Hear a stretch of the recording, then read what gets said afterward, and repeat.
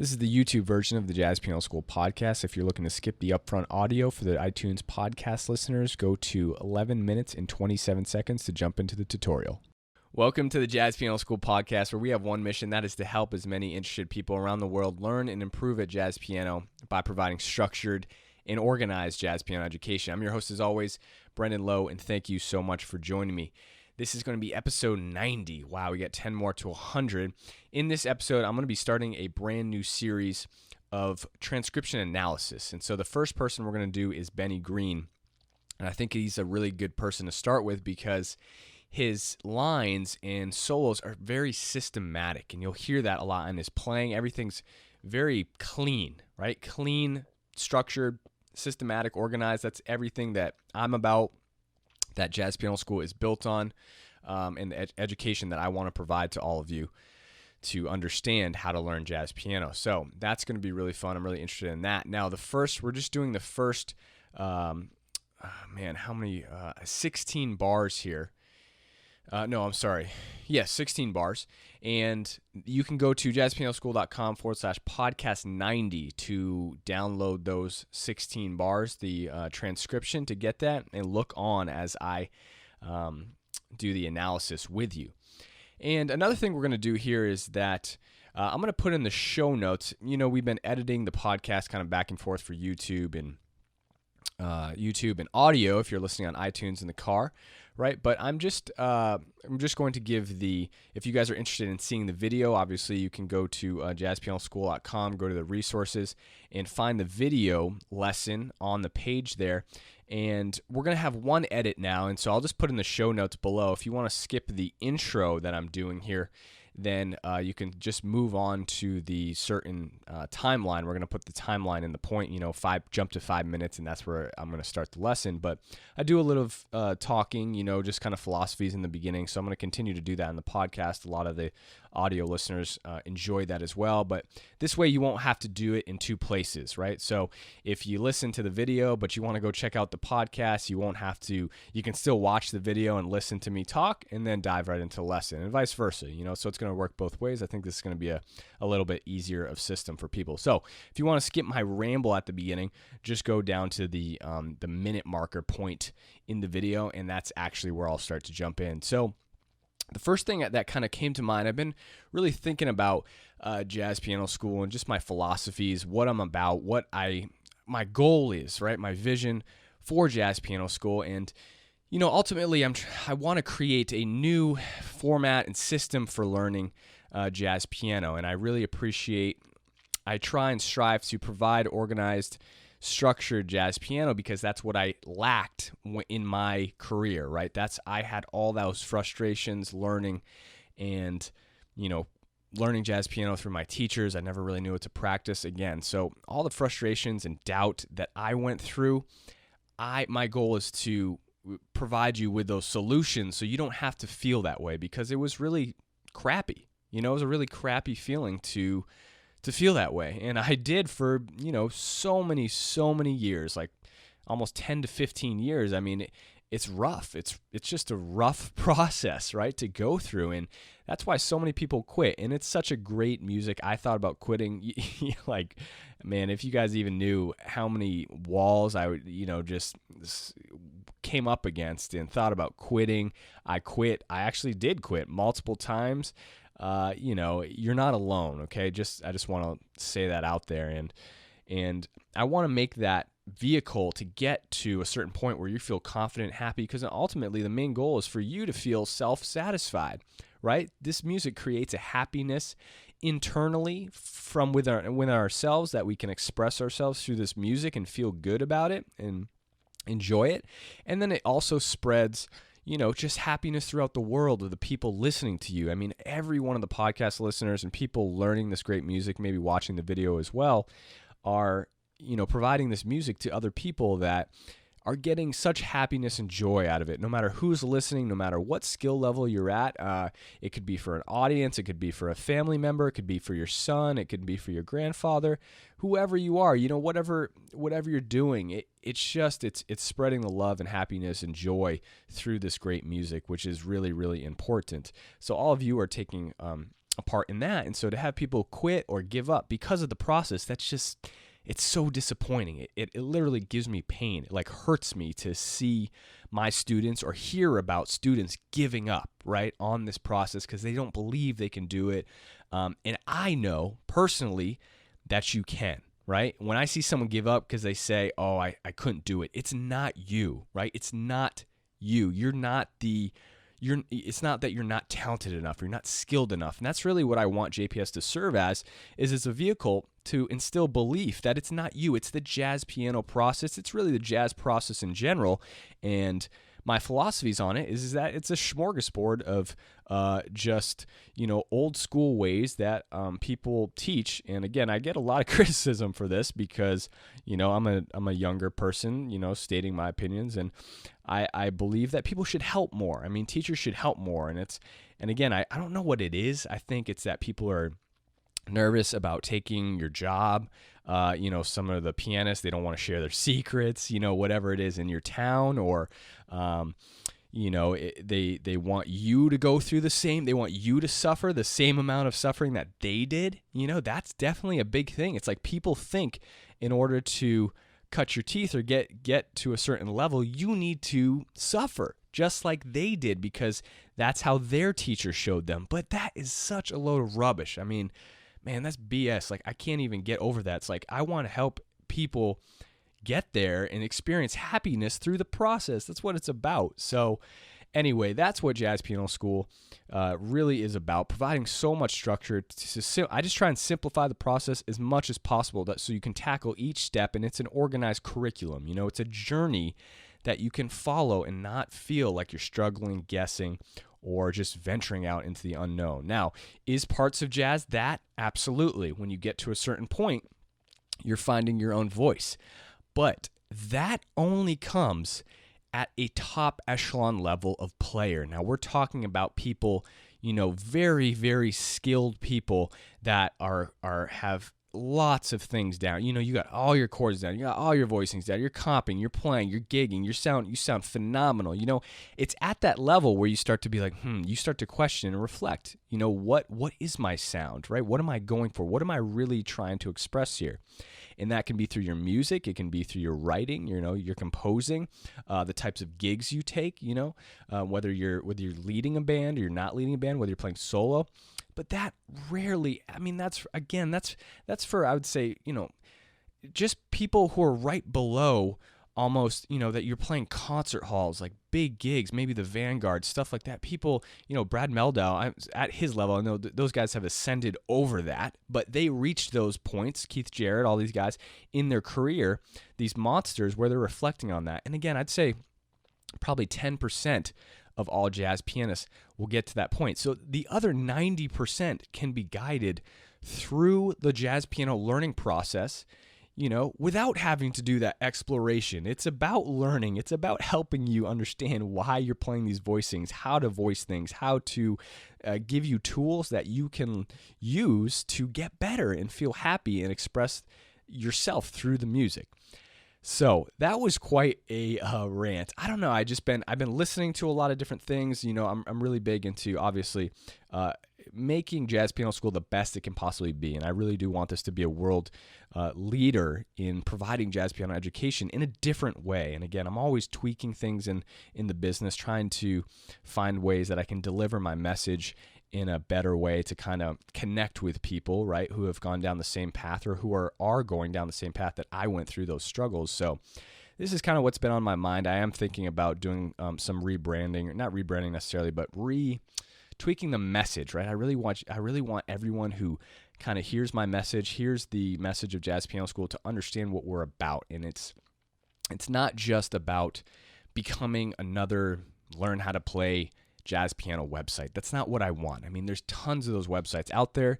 You can search jazz piano online lessons, and find a ton of those. And that's not really what I want for Jazz Piano School. I want JPS to ascend over that and really introduce a new breed of education and learning for jazz piano, so that even young kids, right, 5-year-olds, 7-year-olds, 10-year-olds are getting this great education that is really helping them to grow quickly, right? Without having to feel that insecurity, the embarrassment, right? The doubts, the struggles. And when I say those things, I just think back to when I was learning, and it literally creates pain in my body, right? It creates pain in my body to kind of think about that stuff. And I know a lot of the listeners out there, it does the same thing for whatever reason, right? Because you can't get to a certain point. You've been struggling. It's like it's a grind, right? You're grinding and grinding and grinding. And to get to a certain level or get to a place where you feel satisfied, and it's been 1 year, 2 years, 3 years, right? You've invested all this money. You've been buying books, going through teachers. And it's just like, eventually at one point, you're just like, man, like this is never, I'd been there. You feel like this is never going to work. Like I'm never going to be able to play the way I want to be able to play. And that's a sad thing. I never want to see that happen. That's why basically I've dedicated my life to jazz piano school and helping you guys. So anyway, with that being said, that was a long intro, but let's dive right into this episode. So again, this episode is going to be on the analysis of this first, this Benny Green solo here. And this is going to be Benny Green solo from Celia, okay? And this is off the album That's Right, Celia. And so we're just going to do the first 16 bars here. And again, I'm going to play the solo right now, and then I'm going to break it down and talk about it so you understand the components that are happening. Okay, here we go. I'm going to play it for you.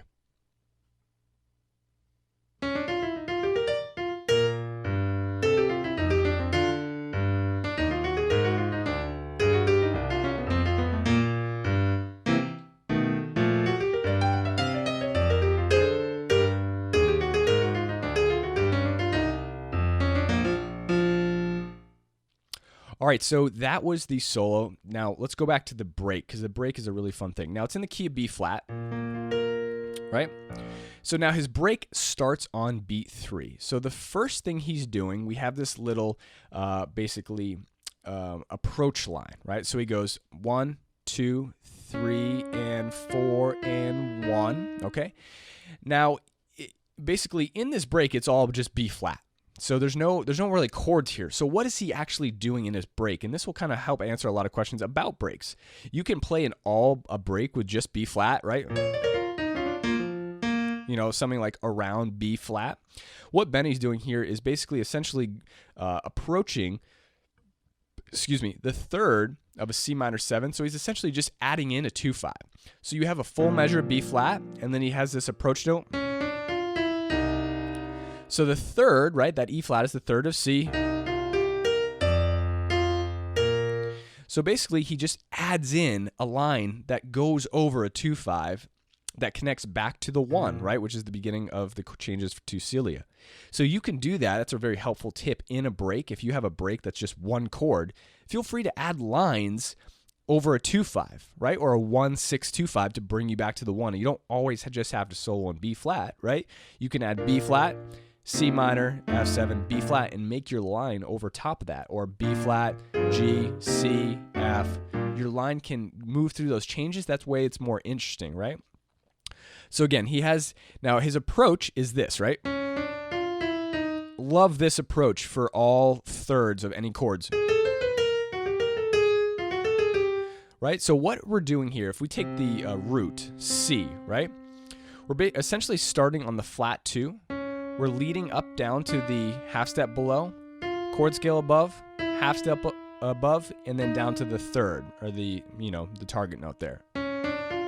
So this is a great approach I'd recommend learning in all keys. Take this approach and learn it to the minor thirds of all keys, right? So here's C, right? Then you go to F, right? And then B flat, and then so on and so forth. So when you know these little tools, you can start to construct your solos instead of copying, right? And this way, that's going to learn to more freedom within your improv. So from here, simply walking up to the 5th, right? Just steps along the mode, right? 3rd, 4th, 5th, 7th. Now he hits the 13 or the 3rd. Basically, he adds in a more of a B flat third note, going back to the root of the F, and then he lands right on B flat. So it's a very kind of concise and well-structured line. Boom. You know, it's amazing because it's just like, there it is, confident, everything fits perfectly, everything's landing, you know, synchronized, and then he continues on. So that's a really nice break there. Now, we have 1, 6, 2, 5 in the first two measures. Now that line, you hear it a lot. What is that? For a lot of you guys who don't know this, your bebop scale is a very important thing that has kind of stemmed out of bebop. And your bebop scales are essentially adding your passing tone between the root and the 7 of your dominant chords. Okay, so my bebop scale for F7 is going to be... So on your Mixolydian mode, we're taking the 7 and the 1 and adding a passing tone with a half step. So what Benny does, and a lot of the bebop players, Charlie Parker, some of these older guys, Dizzy too, they would start their bebop scales, essentially they didn't have too many minor chords actually, it was more just dominant chords moving into major chords, major 6 chords, but since bebop has stayed and the kind of language has stayed, now we have 2 5s, but they're essentially thinking about the dominant bebop scale starting on the minor chord. So we have C minor for 2 beats, then F7 for 2 beats going to D minor, right? But what Benny is doing is essentially thinking more about the F bebop scale for starting on beat 1. So he starts on the 3rd of the bebop scale. He goes down to the F, or excuse me, the E flat, the 7, jumps back up. So he jumps back up to the 9 and then just continues down the scale. It's a very common kind of line per se, right? That uses the bebop scale. And then since we're going to the 3, he lands on the 3rd of the D minor. So it sounds like this. Very nice way to kind of finish the line, that he ends on that 3rd. And again, he also lands on the downbeat of 1, which kind of says it's a motif to the break that he just played, right? So he played the break 1, 2.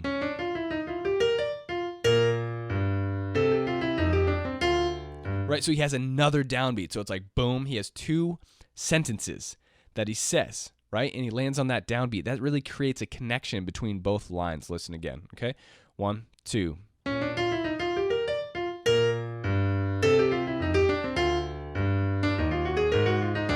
Then he does it a 3rd time. He lands on that downbeat, and then he does it a 4th time, right? So all of these are little sentences or motifs that he constructs patterns, right? Patterns that create interest in his solo.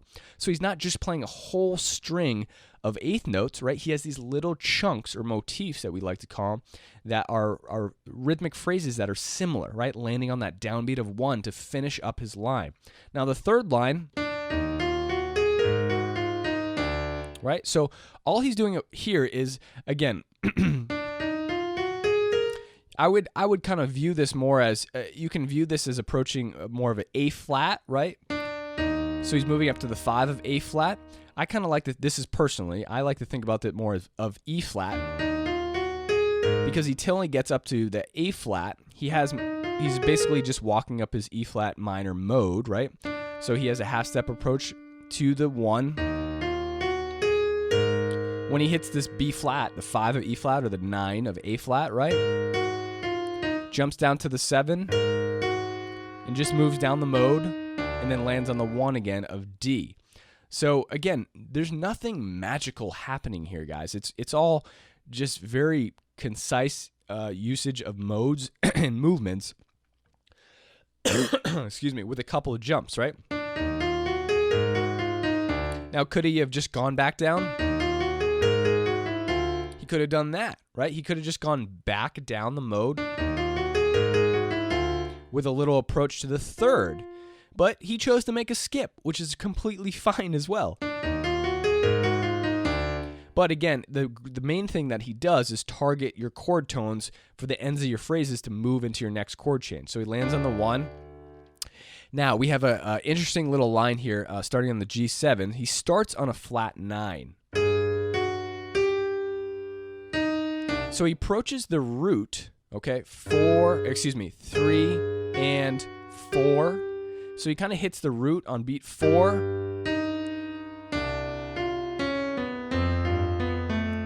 Now, what's going on there? So essentially, there is a 2-5 written in the chart. But what if you notice the roots of this line, we have.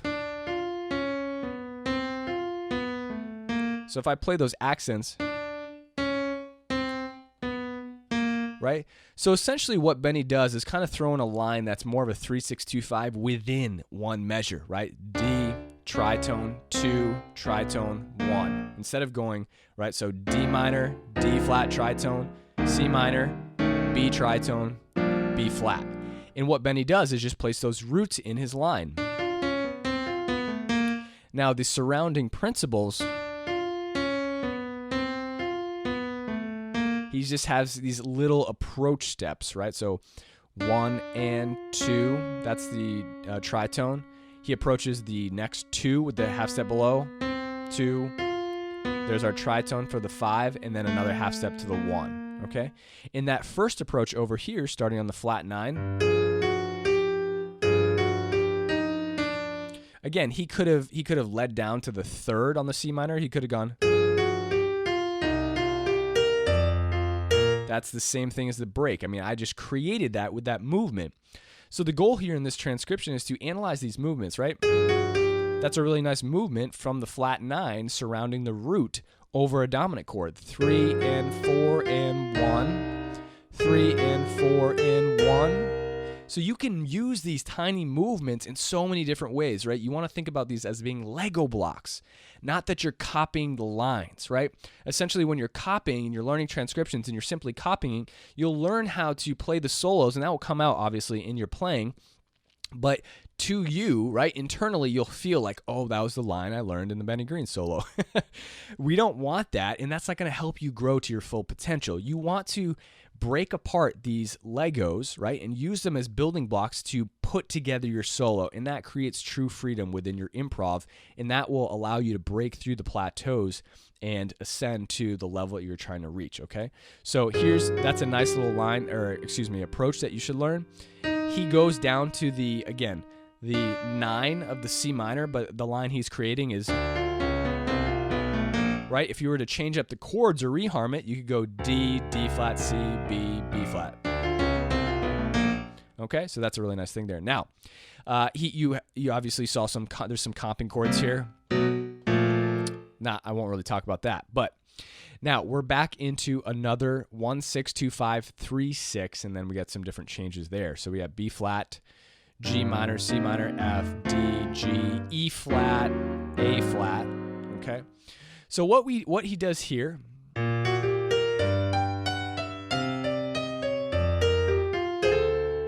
that's the next line. So what could he be thinking here, right? So now, since the chords are moving by so fast, a lot of the times what Benny likes to do, and it's a really great thing to do, and you're going to see this later in the solo, is he plays the changes. He starts the solo over the changes of the next chord or the next measure, which is such a brilliant thing to do because to the ear, it transitions you into the next change. So instead of thinking B flat here, I believe that he's thinking just G minor. So even though you're starting with a B flat chord, he approaches the root, 3rd, 5th, 1. He's just outlining a G minor chord here, right? Then he approaches the root. You could think about it as the root of the 5 chord, right? Or the 11 of the C minor 7, right? Or he could be thinking more B flat here. So a lot of the times you'll find that there's many different ways to, think about it in your mind, and to really kind of, he could have been thinking about multiple different things here. So especially for the first one, I believe he was thinking G minor. I think it was just more B flat there. That's just all B flat.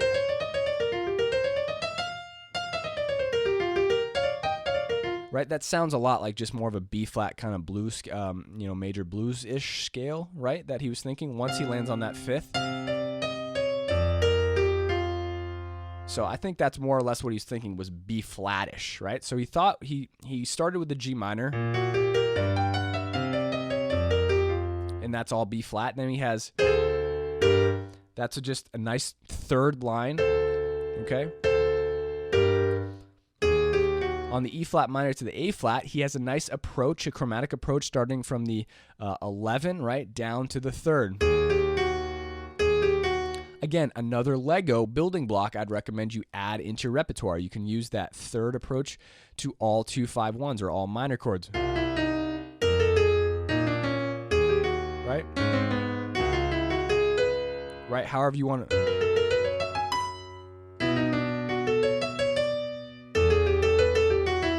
So practice these little Lego blocks over all chords. So he uses this nice chromatic approach.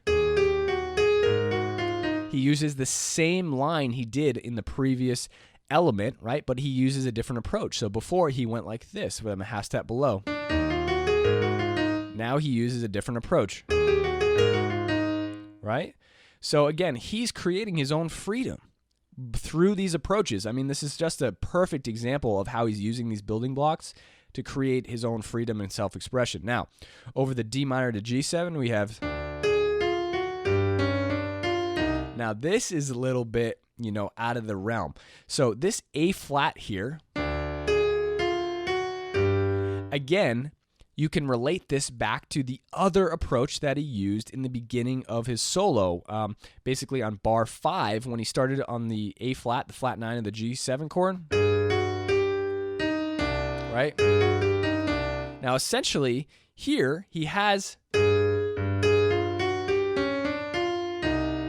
So it's similar, right? Because he's using the flat 9, but instead of going to directly to the F sharp and then to the G, he has a delay. So he goes to the F first and then walks up chromatically to the G. So he still gets to the G, but he's going there in a different way. So he starts on the D, right? So again, he's probably thinking G at this point. He's not thinking D minor. He's thinking of leading the G7 into the C minor. So he's not thinking, okay, I got to solo over the D minor, and then solo over the G7, then into the C minor. And the advantages of this are that he can simplify his thought process. And eventually, when you get to a certain point, you're not really thinking, but as you're practicing, you want to be conscious of what you're thinking while you're soloing, right? When you're playing, you just want it to come out naturally. But in order to get better, you do want to be conscious, right? What am I thinking as I'm playing?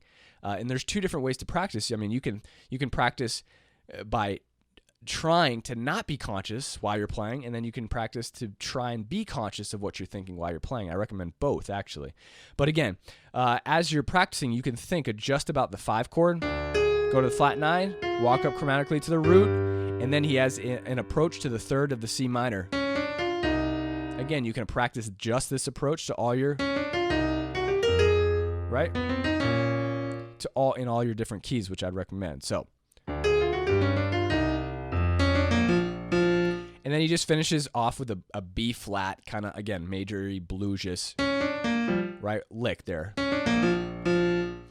So let me go through it again. I'll go through it slowly. I'll play the whole thing slowly. So now that we've kind of talked about it and moved through it, you can kind of see what he's doing. Okay? 1, 2, 1, 2, 3, 4, 1.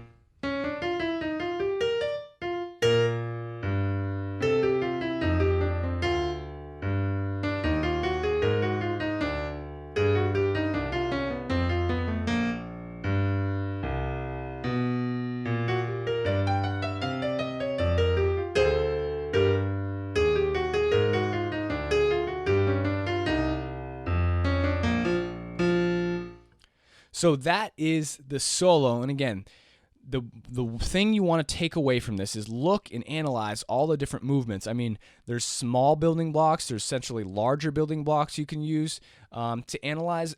Take the movements. The movements is what you want to practice in all keys. Now, even if it's just a movement like using a half step below to start your line and move up the mode, like in measure 1, 2, 3, 4, 5, 6, right? In measure 6. Just that alone is a connection, right? Is a connection that when you master that and practice it in all keys, it can be used in so many different ways. It's a doorway. You need to think about these small little building blocks as doorways, as Legos, again, to build your freedom while improvising, right? So when you learn transcriptions, think about the movements that they're doing, not just not just looking at the solo and practicing as a whole. You don't want to just practice solos like for the heck of it to get it under your fingers. That's not going to do anything. It's not going to teach you freedom, right? On how to learn and improve at jazz piano to play your own solos, right? So practice these movements. Maybe then just practice the Mixolydian line that he has coming down. And again, don't think about it as a lick, right? Think about it as the 9, 7, right? You can think about the 6 and then going to the 5. I would take that building block, right? Think 9, 7, 6, 5. Go to a different key. 9, 7, 6, 5, right? Right? And do it in all keys, okay? And that way you have this little Lego building block that you can use and start to use as a connection to start putting other Legos into it and then building your solo. And that creates true freedom in your ability to kind of ascend over just the copy play jazz piano style that I think a lot of education uses. Okay. So in the next section, we're going to continue, next podcast rather, we're going to continue with this Benny Green solo. Thank you so much for listening. Again, if you want to go get the transcription, go to jazzpianoschool.com/podcast 90, and I'll talk to you in the next episode. Happy practicing.